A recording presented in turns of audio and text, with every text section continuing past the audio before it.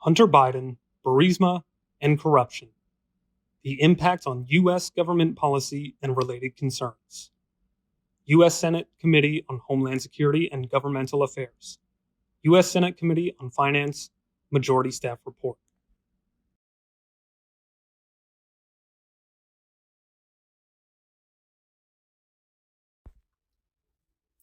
Executive Summary.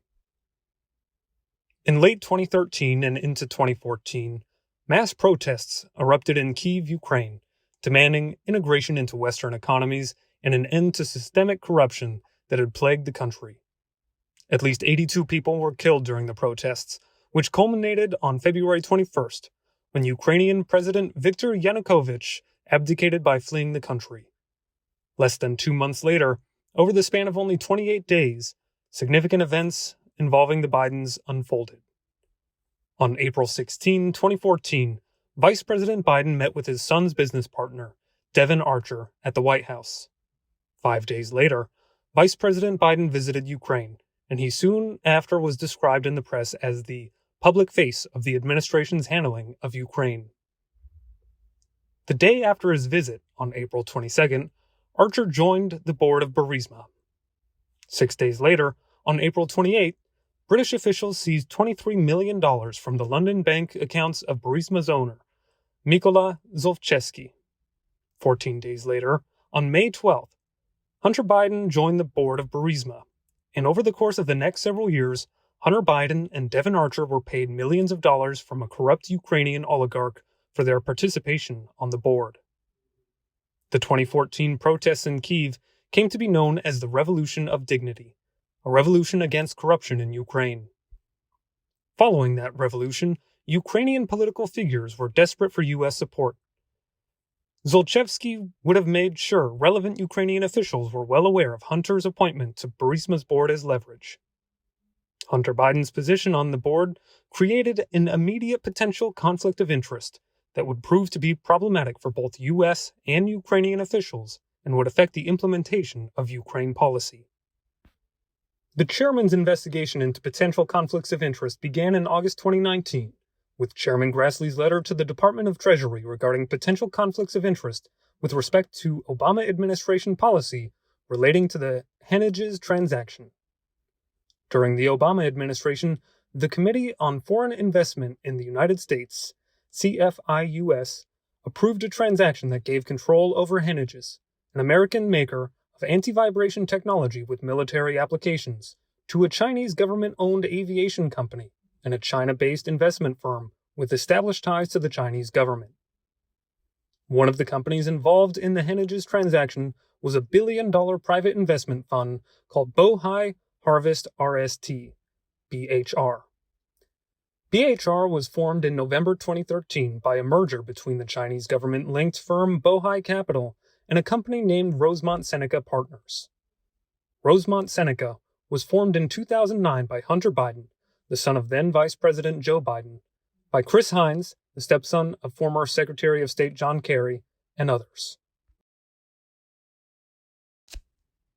Access to relevant documents and testimony has been persistently hampered by criminal investigations, impeachment proceedings, COVID-19, and several instances of obstructive behavior.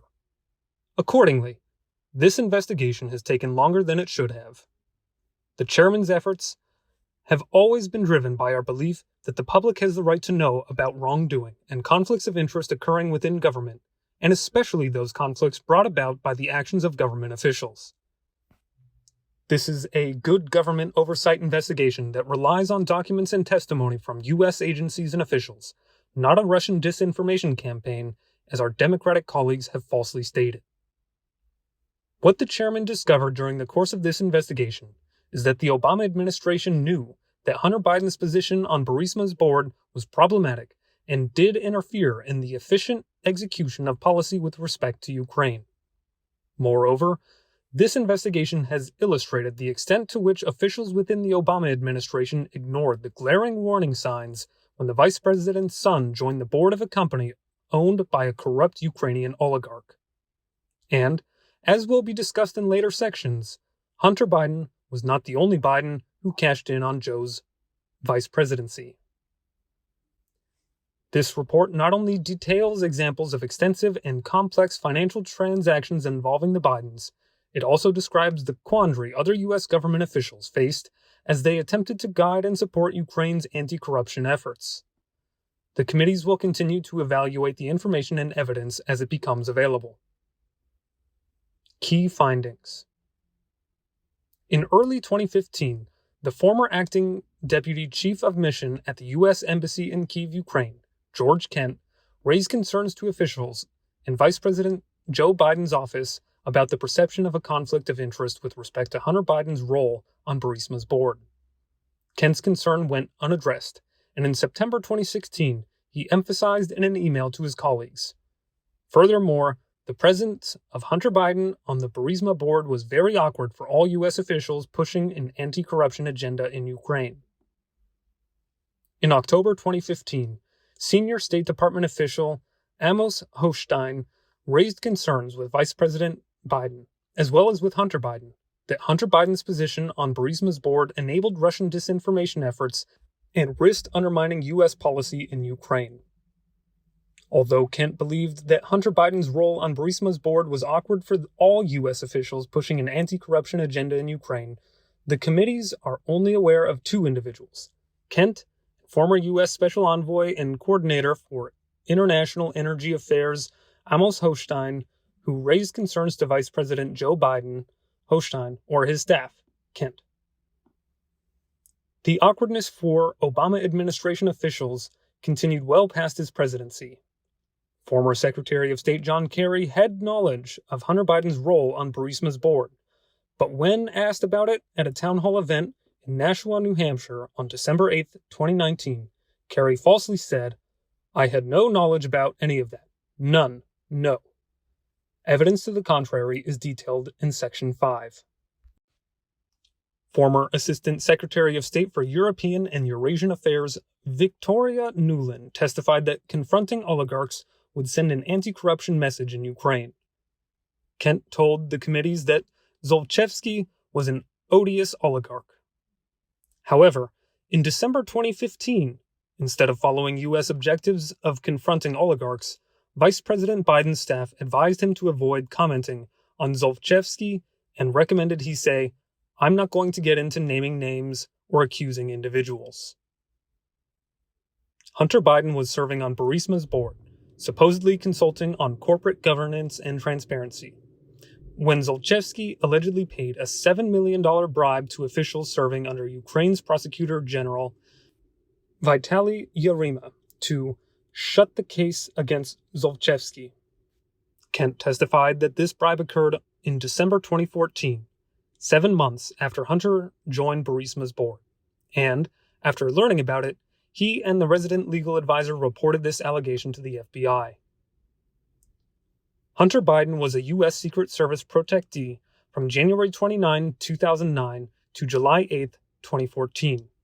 A day before his last trip as a protectee, Time published an article describing Burisma's ramped-up lobbying efforts to U.S. officials and Hunter's involvement in Burisma's board. Before ending his protective detail, Hunter Biden received Secret Service protection on trips to multiple foreign locations, including Moscow, Beijing, Doha, Paris, Seoul, Manila, Tokyo, Mexico City, Milan, Florence, Shanghai, Geneva, London, Dublin, Munich, Berlin, Bogota, Abu Dhabi, Nairobi, Hong Kong, Taipei, Buenos Aires, Copenhagen, Johannesburg, Brussels, Madrid, Mumbai, and Lake Como. Andriy Telizhenko, the Democrats' personification of Russian disinformation, met with Obama administration officials, including Elizabeth Zentos, a member of Obama's National Security Council, at least 10 times.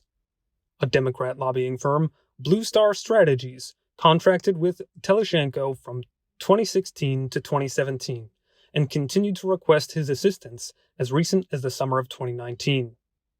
A recent news article detailed other extensive contacts between Telizhenko and Obama administration officials. In addition to the over $4 million paid by Burisma for Hunter Biden's and Archer's board memberships, Hunter Biden, his family, and Archer received millions of dollars from foreign nationals with questionable backgrounds. Archer received $142,300 from Kengiz Rakishev of Kazakhstan, purportedly for a car, the same day Vice President Joe Biden appeared with Ukrainian Prime Minister Arseniy Yatsenyuk and addressed Ukrainian legislators in Kyiv regarding Russia's actions in Crimea. Hunter Biden received a $3.5 million wire transfer from Elena Baturina, the wife of the former mayor of Moscow. Hunter Biden opened a bank account with Gongwang Dong to fund a $100,000 global spending spree with James Biden and Sarah Biden. Hunter Biden had business associations with Ye Jinming, Gongwen Dong, and other Chinese nationals linked to the Communist government and the People's Liberation Army. Those associations resulted in millions of dollars in cash flow. Hunter Biden paid non-resident women who were nationals of Russia or other Eastern European countries and who appear to be linked to an Eastern European prostitution or human trafficking ring.